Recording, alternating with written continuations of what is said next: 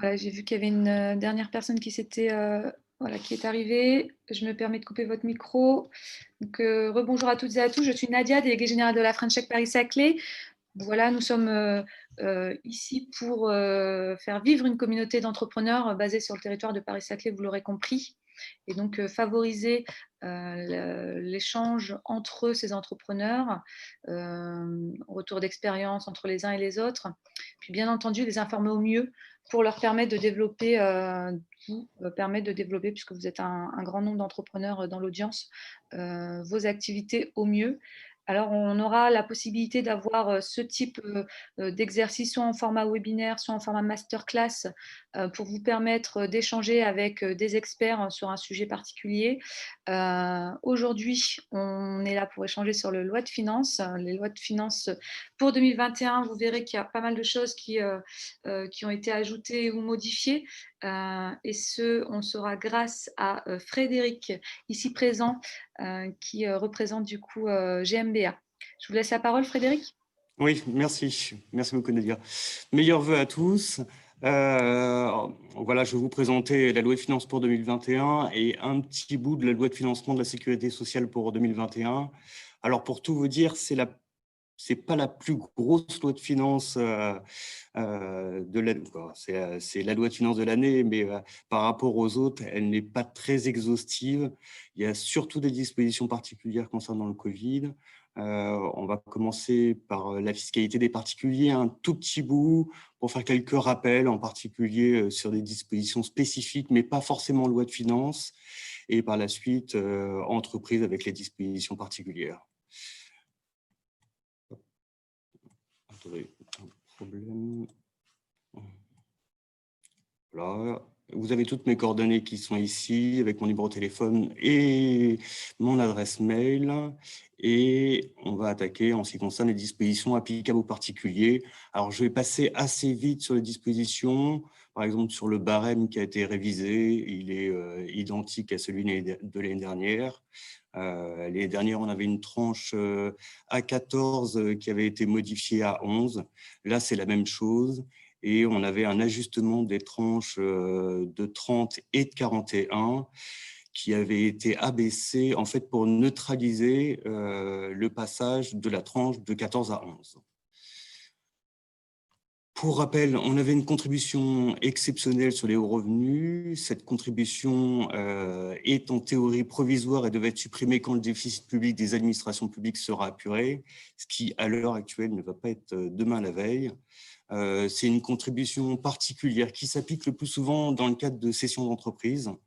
Donc, si vous voyez, en fait, c'est une sorte de surtaxation qui s'applique un petit peu comme des prélèvements sociaux supplémentaires et il y a des tranches, par exemple, pour un revenu fiscal de référence entre 250 et 500 000, pour un célibataire, une surtaxation de 3% et par exemple, pour un contribuable, on démarre à 500 000 euros. Là, c'est des revalorisations de seuil particulières. Il y a peut-être une chose particulière à savoir, c'est la limite des déductions de pension alimentaire pour enfants majeurs de 5 959. Il faut faire attention dans le cadre de détachement des enfants parce que de temps en temps, les prévoyances des chefs d'entreprise prévoient que pour que la prévoyance fonctionne, la rente éducation, par exemple, il faut que l'enfant soit rattaché. Donc, bien faire attention à ce point. En ce qui concerne le taux par défaut du prélèvement à la source, c'est le taux qui est appliqué. En fait, il y a un barème spécifique qui s'applique, qui est lié au barème qu'on a vu en toute première slide. Et en fait, ça actualise, par exemple, pour les personnes qui rentrent, les salariés qui rentrent, on leur applique un taux par défaut. Donc, on n'a pas eu le retour par rapport à leur déclaration d'impôt l'année dernière. Là, c'est un système, un crédit d'impôt particulier, mais qui n'est pas important, je pense, pour le moment, en ce qui nous concerne. Là, c'est le dispositif de souscription au capital de PME qui est plus important. C'est une réduction d'impôt sous condition de conservation des titres. Le taux de la réduction est fixé à 18% et sera majoré à 25% pour les investissements réalisés à compter de la date de la réponse de la Commission européenne jusqu'au 31 décembre 2021. Il faut faire attention, l'année dernière, ce taux avait été majoré à partir de juillet jusqu'à décembre. Là, ça va être la même chose, mais il faut qu'on attende la réponse de la Commission européenne. L'année dernière, elle avait vraiment tardé pour être mise en place. Donc, voilà, à attendre. C'est un dispositif qui peut être intéressant, mais il faut savoir qu'en bout de course, quand vous revendez les titres qui ont bénéficié de cette souscription, il faut réinjecter la réduction d'impôt dans le prix d'acquisition, ce qui, entre guillemets, neutralise un petit peu les effets bénéfices de cette mesure. Là, c'est une prorogation sur une réduction d'impôt, je pense, qui nous intéresse peu. Et là, sur le dispositif Pinel que vous connaissez, c'est un dispositif pour l'acquisition de biens immobiliers et qui permet, sous condition de location sur une certaine durée, de disposer d'un crédit d'impôt. Je pense qu'on peut passer. Il y a un effritement en fait, des taux qui va se faire au fur et à mesure du dispositif. Donc, c'est pour, je pense, inciter les personnes à faire du dispositif Pinel dans les années 2021-2022. Là, je voulais faire un rappel concernant les dividendes et les plus-values. Il y avait le président Macron qui avait mis en place le prélèvement unique forfaitaire de 30%, donc qui se compose de l'impôt sur le revenu à 12,8 et des prélèvements à 17,2. Donc, ce qui fait un taux quand même assez faible actuellement par rapport à ce qui se faisait précédemment. Il faut faire attention à la contribution exceptionnelle sur les hauts revenus qu'on a vu précédemment et sur option globale. On peut passer au barème progressif. Donc, dans ces conditions-là, pour les dividendes, il y a un abattement de 40% qui s'applique. Et pour les plus-values, alors avant 2018, pour certaines, après, on peut avoir des abattements pour durée de détention qui peuvent être beaucoup plus intéressants. Assez souvent, le taux peut passer à environ 22%. Donc, à vérifier dans le cadre d'une cession de titres si c'est plus intéressant d'opter globalement pour l'imposition au barème progressif ou passer à l'imposition au PFU. On peut dire, entre guillemets, que l'imposition maximum pour une cession de titre, par exemple, est de 34% avec la contribution exceptionnelle sur les revenus. Juste une note concernant les gérants majoritaires de SRL. Ils ne sont pas soumis aux prélèvements sociaux, mais aux cotisations sociales dès que le capital social de la société, dès qu'on dépasse en fait 10% du capital social de la société. Là, c'est une mesure particulière de la loi de finances. Maintenant, on peut constater les moins-values lorsque les pertes sont égales ou supérieures aux capitaux propres. On peut penser à la reconstitution des capitaux propres dans le cadre d'un coup d'accordéon. Et maintenant, on peut constater cette plus-value dans le cadre de la déclaration d'impôt sur le revenu. L'imputation de ces moins-values est possible pendant 10 ans et donc imputable sur les plus-values futures. C'est mis en place actuellement, mais vu qu'il y a eu une décision du Conseil constitutionnel, je pense qu'on peut s'y référer et faire des réclamations contentieuses si ça n'a pas été le cas précédemment. Là, on voulait faire un point particulier concernant un dispositif d'apport en report. L'apport en report, en fait, a pour objet de pouvoir réinvestir. Comme on l'a vu tout à l'heure, quand vous cédez une société, par exemple, pour 100 000 euros, l'impôt qui est à payer est d'environ 34%. Donc, ce qui vous fait un reste à réinvestir qui est plus faible. Là, dans le cadre de ces opérations, où vous apportez vos titres à une holding particulière et cette holding cède les titres, dans ces conditions-là, vous pouvez bénéficier des 100% des 100 000 euros que vous aviez précédemment, qui permet de réinvestir donc le produit total. On vous a mis les différentes conditions. Donc, il faut que les titres soient apportés à une société holding, à l'impôt sur les sociétés. La plus-value dans ces conditions-là est mise en report. C'est une sorte de photographie de la plus-value qui est mise dans votre déclaration d'impôt sur le revenu. L'avantage aussi de ce dispositif, c'est qu'on fige l'assiette et le taux. Donc actuellement, entre guillemets, on a un taux faible. On ne sait pas ce qui va advenir par la suite. Peut-être que les prélèvements sociaux, ça serait peut-être ça qui va bouger dans les années à venir, va augmenter. Donc, ça permet, si on a une plus-value importante, de pouvoir la fixer dans le cadre de la déclaration d'impôt pour une cession par la suite. Dans le cadre par la suite, lorsque la holding cède les titres, dans ces conditions-là, il y a une durée de détention des titres. Si la holding a gardé les titres de la société d'exploitation pendant 3 ans ou plus, dans ces conditions-là, le report est maintenu. Donc, on peut réinvestir la totalité. Si on fait un apport et une cession quasiment immédiatement, dans ces conditions-là, pour pouvoir maintenir le report, la holding a une obligation de réinvestir le prêt de cession, 60% du prêt de cession dans les 24 mois. Si ce n'est pas le cas, on doit acquitter l'impôt de plus-value. Là, c'était un rappel concernant les droits d'enregistrement. Il y a un dispositif particulier qui a été mis en place jusqu'au 30 juin 2021. Ce sont les dons de somme d'argent à un enfant, petit enfant ou arrière-petit-enfant qui sont exonérés jusqu'à 100 000 €, en particulier dans le cadre de la création ou du développement d'une petite entreprise. Donc, c'est un dispositif provisoire qui peut être intéressant pour pouvoir aider un enfant à créer une société. Là, c'est aussi un rappel concernant le pacte Dutreil. Le pacte Dutreil permet le plus souvent de transmettre des titres de société dans un cadre familial à des enfants, et ça permet d'avoir une exonération de la valeur des titres de 75%. Donc, c'est très intéressant. Le pendant, c'est que la personne qui reçoit les titres conserve ces titres pendant une durée qui aille de 2 à 6 ans en fonction de la mise en place du pacte. On vous a fait un petit rappel des calculs pour voir un petit peu ce que ça donne. Là, monsieur et madame Martin ont chacun pour 1 020 000 € de titres, ce qui, sans pacte Dutreil, donne 441 000 € de droits, et avec la mise en place du pacte Dutreil, ce qui donne l'intégralité. Dans ces conditions-là, la réduction des droits est très importante, et ça fait un montant de droits de 58 000 €. Donc, très intéressant à voir. C'est un dispositif protecteur des chefs d'entreprise. On passe aux dispositions applicables aux entreprises. En ce qui concerne la première mesure, c'est le taux réduit d'impôt sur les sociétés à 15%. Pour les exercices ouverts à compter du 1er janvier 2021, le taux réduit d'impôt sur les sociétés de 15% sera ouvert aux PME dont le chiffre d'affaires n'excède pas 10 millions.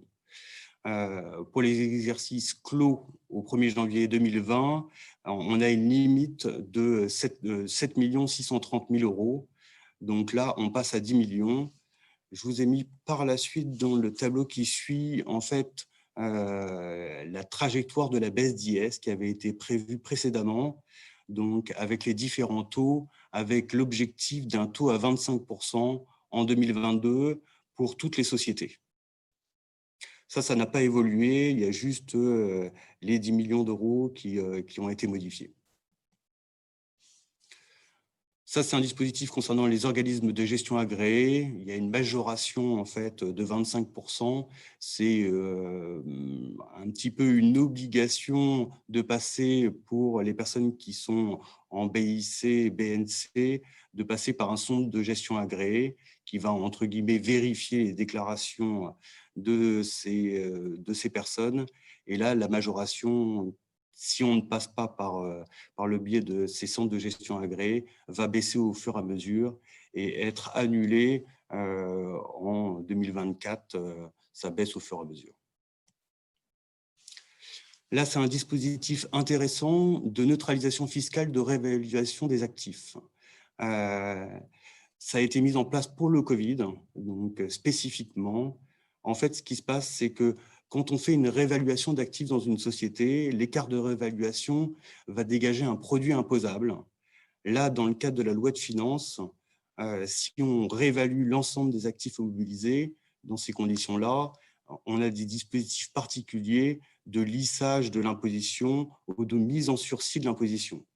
C'est un dispositif temporaire qui est applicable à compter de l'exercice clos au 31 décembre 2020 et jusqu'au 31 décembre 2022. Donc, le dispositif est provisoire.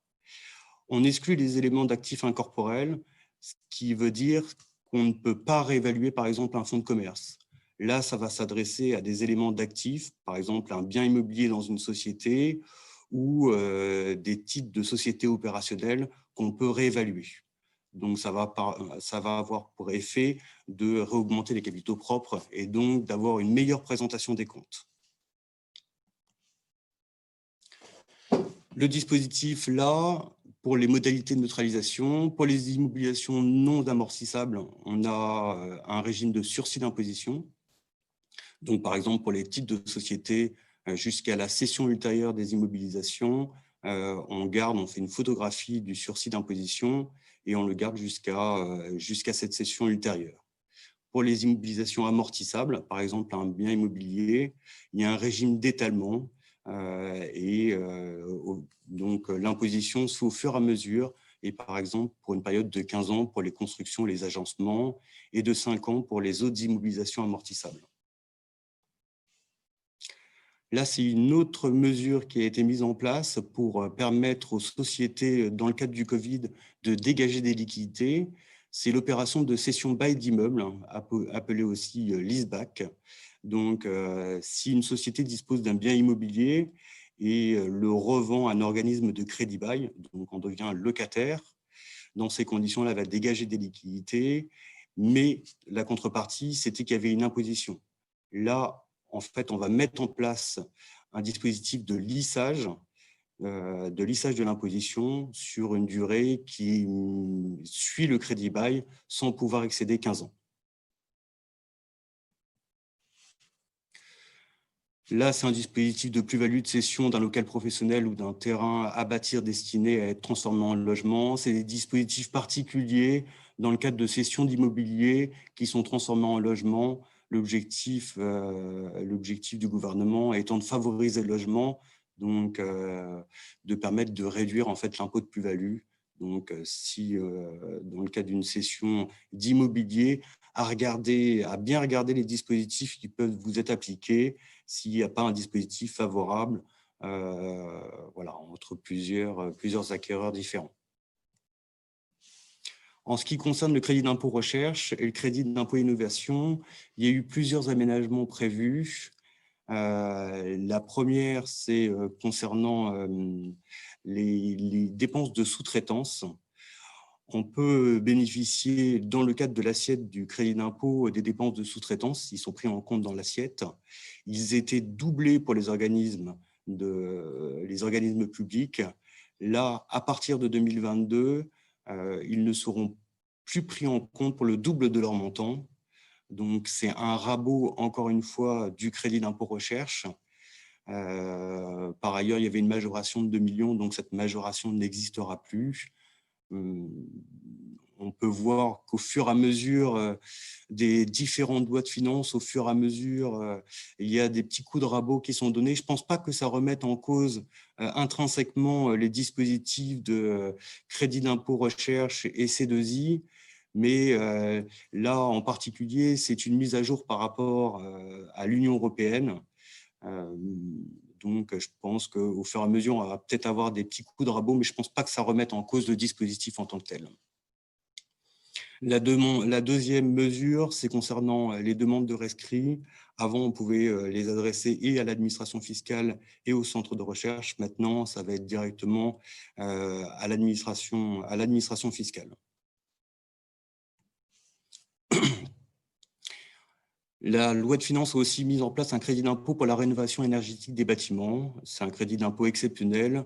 Alors là, il y a une liste de travaux particuliers qui est mise en place. Et pour certains de ces travaux, c'est des dispositifs verts, entre guillemets.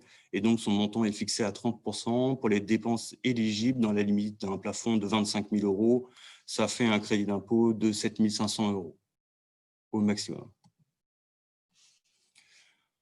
Là, c'est aussi un autre dispositif de mécénat qui a été mis en place au profit de fédérations ou d'unions ou d'organismes agréés ayant pour projet de verser des aides financières ou de fournir des prestations d'accompagnement aux PME. Pour info, la réduction d'impôt mécénat est égale à 60% des sommes versées qui sont retenues dans la limite de 5 pour 1000 du CA ou de 20 000 €. C'est un ajustement sur cette mesure. Là, il y a eu une exonération de contribution patronale sur les attributions gratuites d'actions. Alors, il y avait déjà un dispositif d'exonération de cette contribution patronale pour les PME. Là, elle a été étendue aux ETI, donc aux sociétés qui sont plus importantes, qui sont, par exemple, qui ont plus de 250 salariés. Et la condition, c'est aucune distribution de dividendes depuis la création. Pour les attributions gratuites d'actions, c'est un bon dispositif. Il faut bien faire attention, il y a bien des obligations déclaratives, en particulier sociales, des attestations à faire pour pouvoir bénéficier d'exonérations de contributions patronales. Donc, à bien faire attention à toutes ces obligations déclaratives. Il y a vraiment un gros suivi sur les attributions gratuites d'actions à faire. En ce qui concerne la TVA, alors là, c'est une mesure qui se poursuit au fur et à mesure et on va mettre en place, ils mettent en place au fur et à mesure les obligations de facture électronique. On peut penser à la facture PDF qui en est une. Donc pour 2023, on va avoir une obligation d'accepter la réception de factures électroniques et à partir de entre 2023 et 2025, on va être obligé d'émettre des factures électroniques. En fait, l'objectif de l'administration avec la facture électronique, c'est de pouvoir, tracer les factures et va être lié à ces factures électroniques une sorte de petit programme pour pouvoir permettre à l'administration de recevoir les informations sur la TVA exigible et de pouvoir en fait tracer et éviter les fraudes à la TVA. C'est vraiment cette mesure qui est pour eux important de pouvoir tracer toute la TVA et pouvoir bien vérifier dans les cas de demande de remboursement de crédit TVA s'il n'y a pas une fraude à la TVA. Dans le cadre de la mise en œuvre de la facture électronique, il faut bien faire attention parce qu'il y avait une mesure qui avait été mise en place au 1er janvier 2013, c'est la piste d'audit fiable. C'est un outil, une sorte de documentation qui doit obliger les entreprises à sécuriser les droits à déduction. Donc, elle est en fonction des sociétés de tailles différentes et avec des obligations un petit peu différentes en fonction de la taille des sociétés. Mais c'est pour permettre de vraiment sécuriser. C'est vraiment un outil qui va être obligatoire dans les prochaines années, en particulier entre 2023 et 2025. Donc, c'est à mettre en place dès aujourd'hui pour une application prochaine. L'objectif est vraiment de sécuriser en fait tout le processus de facturation qui est mis en place par les sociétés. Là, c'est une mesure en ce qui concerne le commerce et les ventes à distance. Donc, il y avait des seuils différents en ce qui concerne les ventes à distance qui avaient été mises en place, entre 30 000 et 100 000 euros. Donc, quand on faisait une vente à distance, donc on parle de B2C. Je suis une société française et je vais vendre un produit à un particulier dans l'Union européenne. Dans ces conditions-là, il y avait une imposition en France à partir d'un certain seuil. Puis, à partir, dès qu'on dépassait ce seuil, on était obligé de se déclarer directement dans le pays d'arrivée pour pouvoir collecter la TVA. Là, il y a eu une harmonisation européenne pour permettre de mettre en place un seuil unique de 10 000 euros et on va mettre en place aussi un guichet unique pour les ventes à distance pour permettre de collecter directement sur le site des impôts les différents taux de TVA des différents pays européens.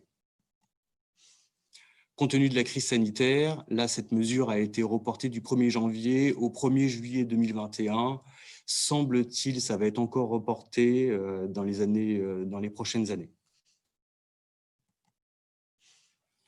Là, c'est une mesure qui va être mise en place à partir avec une application effective en 2023. C'est le régime de groupe pour la TVA. C'est un petit peu un système d'intégration fiscale appliqué à la TVA pour les groupes de sociétés. C'est un petit peu spécifique et c'est un petit peu lié aux sociétés bancaires qui, lorsqu'elles faisaient des facturations intra-groupes, avaient de la TVA qui était générée alors qu'elles ne généraient pas de TVA, donc ce qui posait des difficultés. Donc là, on va peut-être attendre des précisions pour voir comment ça va être mis en place. Je pense que ce n'est pas forcément adapté à tout le monde. En ce qui concerne les impôts locaux, Bonne nouvelle, là, pour le calcul de la CVAE, le taux d'imposition est divisé par 2 pour les cotisations dues à compter de 2021. Donc, très bonne nouvelle pour la CVAE. Petite mauvaise nouvelle en contrepartie, le taux de la taxe pour les frais de chambre de commerce et d'industrie est fixé à 1,73% pour 2020 et va être quasiment doublé pour les cotisations sur 2021. En ce qui concerne la CFE, pour les communes ou les établissements publics de coopération intercommunale, il peut y avoir des exonérations à bien regarder à compter du 1er janvier 2021, ainsi que des extensions pour les établissements pour 3 ans. Donc, ça à vérifier. Dans le cadre des déclarations, il faut bien faire attention à bien faire des déclarations 1447 pour bien déclarer les nouveaux établissements et pouvoir bénéficier de ces exonérations.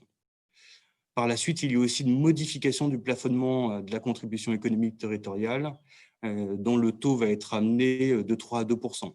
Donc, il y a des bonnes et des mauvaises nouvelles en ce qui concerne les impôts locaux. Pareil pour les établissements et les évaluations comptables pour les établissements industriels. Il y a une réduction de moitié du taux d'intérêt applicable, donc en corrélation avec la première mesure sur les impôts locaux. Là, il y a une réduction du taux de la TASCOM de 20% pour les établissements dont la surface de vente est inférieure à 400 mètres carrés. Ça va être applicable à compter du 1er janvier 2021. C'est une taxe sur les surfaces commerciales. C'est une adaptation parce que ces établissements n'avaient pas en fait ce dispositif de réduction du taux. Donc, voilà, ça va pouvoir être rétabli actuellement. En ce qui concerne les mesures en lien avec le coronavirus, là, il y a une mesure très particulière et qui est très intéressante, c'est les abandons de loyer dans le cadre de la crise sanitaire. Donc, sous condition, les bailleurs peuvent bénéficier d'un crédit d'impôt. Alors, ce crédit d'impôt est de 50%, mais il ne s'applique que pour les loyers échus pour le mois de novembre 2020 et qui sont consentis au plus tard le 31 décembre jusqu'au 31 décembre 2021. Donc, votre bailleur peut vous consentir un abandon de loyer et en contrepartie, il va bénéficier d'un crédit d'impôt de 50% de ce montant. Il y a une particularité en ce qui concerne les limites qui sont de 800 000 €, mais bon, je pense que ça ne nous concerne pas. Et s'il y a un lien de dépendance entre le bailleur et le locataire, dans ces conditions-là, il faudra pouvoir justifier d'un véritable problème, par exemple, de trésorerie. Donc, ça sera sur demande de la part de l'administration fiscale. On pourra en tout état de cause bénéficier, mais par la suite, il peut y avoir des demandes d'information de la part de l'administration fiscale. Là, ça concerne les déductions de loyer et les abandons de loyer qui peuvent être opérés. Là, ce n'est pas une mesure de la loi de finances, mais c'est la deuxième loi de finances pour 2021. C'est un dispositif de non-imposition pour les loyers. Alors, en ce qui concerne les revenus fonciers, si le bailleur est en revenu foncier, dans ces conditions-là, s'il n'y a pas de rentrée d'argent, il n'y a pas d'imposition, donc ça paraît tout à fait logique. En ce qui concerne les bailleurs BIC, là, c'est plus problématique parce qu'ils auraient pu être imposés et là, il va y avoir un dispositif pour ne pas être imposé sur ces abandons de loyer. Attention, la particularité, c'est que là, il ne faut avoir aucun lien de dépendance entre le bailleur et l'entreprise locataire. C'est différent de la première mesure, mais la première mesure ne concerne que novembre, alors que là, c'est pour les loyers perçus entre le 15 avril et le 31 décembre 2020. Il y avait toujours cette possibilité de faire des remboursements anticipés de créances de carry-back. L'administration a mis en place plusieurs mesures pour pouvoir décaler l'imposition et en particulier, là, on peut demander en anticipé des remboursements de créances de carry-back. Donc, l'objectif de l'administration, c'est vraiment de pouvoir donner de la trésorerie, comme par exemple pour le PGE, le plus possible pour les sociétés. En ce qui concerne les véhicules, Là, il y a un durcissement du malus automobile. C'est dans le cadre de l'acquisition d'un véhicule neuf. Donc, on peut voir que c'est de la fiscalité verte et au fur et à mesure, les tarifs de malus auto vont augmenter, même jusqu'à 50 000 euros. C'est le plafond qu'il est possible d'être appliqué pour les véhicules qui polluent le plus. En ce qui concerne la TVS, elle aussi va subir une révision à la hausse. Il va y avoir une grosse réforme à venir en 2022, mais le premier tarif de la composante, donc qui est la composante CO2, est révisé, mais seulement pour les véhicules relevant du nouveau dispositif d'immatriculation. Donc pour les anciens véhicules, cela ne s'applique pas.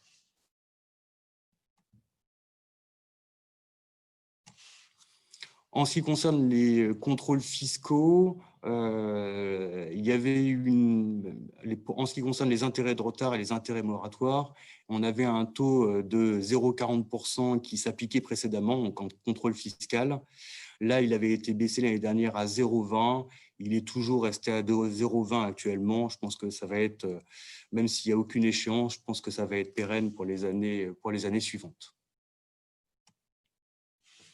Là, en matière de contrôle fiscal, de plus en plus, on a un droit de communication qui se passe entre les différents services. Avant, quand on avait un contrôle fiscal, il y avait très peu de chances pour que par la suite, on ait un contrôle social sur les incidences du contrôle fiscal. Là, maintenant, le droit de communication est automatique. C'est de plus en plus le cas actuellement. On voit qu'il y a une véritable communication entre les différents services et qui transmettent les informations. Et donc, s'il y a une rectification en matière fiscale, très souvent, là, ça va entraîner obligatoirement une rectification en matière sociale.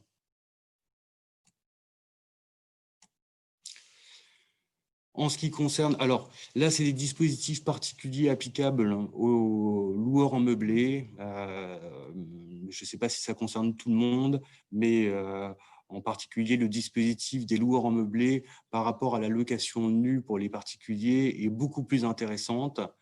Là, maintenant, avec les locations Airbnb que l'administration essaye de freiner au maximum, elle impose maintenant l'immatriculation au RSI.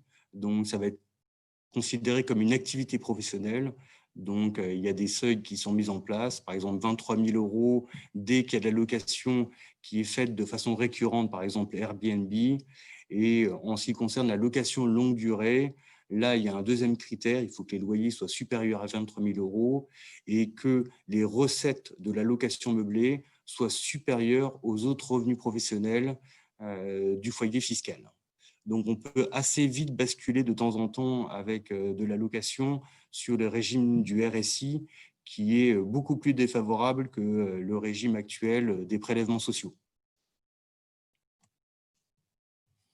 Là, c'est aussi des mesures particulières concernant les professionnels.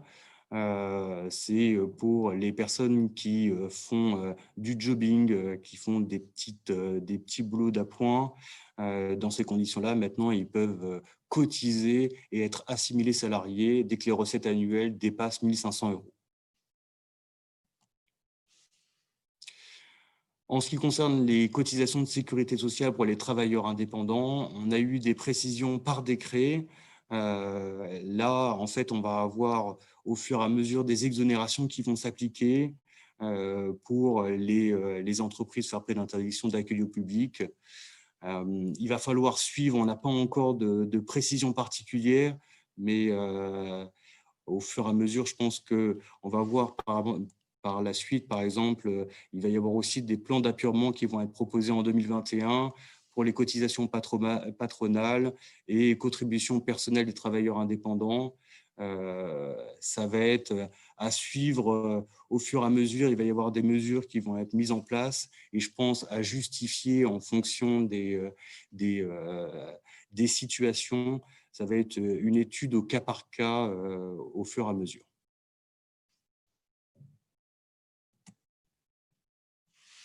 Voilà Nadia, je ne sais pas. Frédéric, Oui.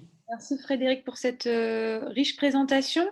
J'en profite du coup pour laisser place à ce petit temps de questions-réponses. Est-ce que vous avez des questions, des remarques, des problématiques que vous rencontrez dans votre propre activité auxquelles Frédéric pourrait éventuellement vous répondre? Merci Olga.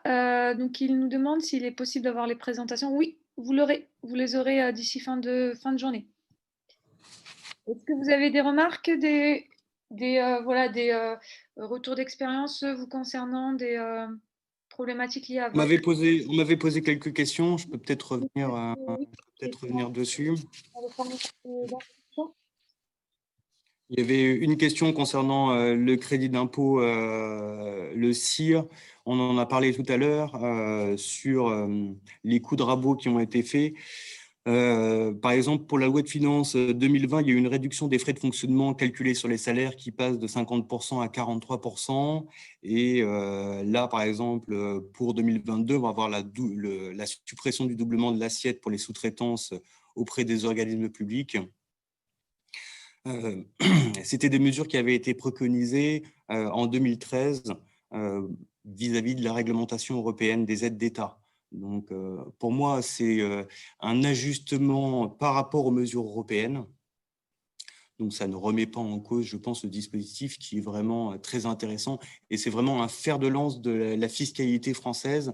Et je ne pense pas que sur le fond, ils remettent en cause le CIR ni le C2I.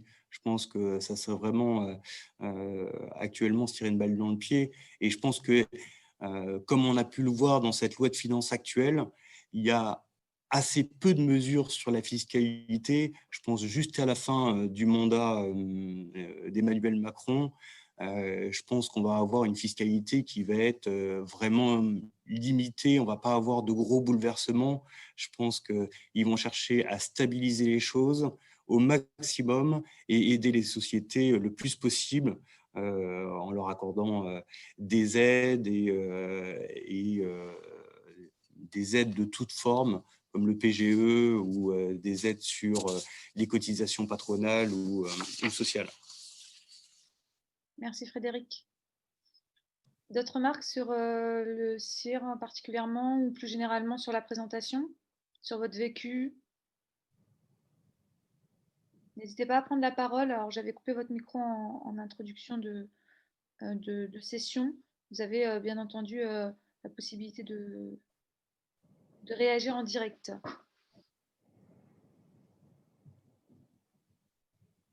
Allez, une dernière petite seconde, si vous voulez.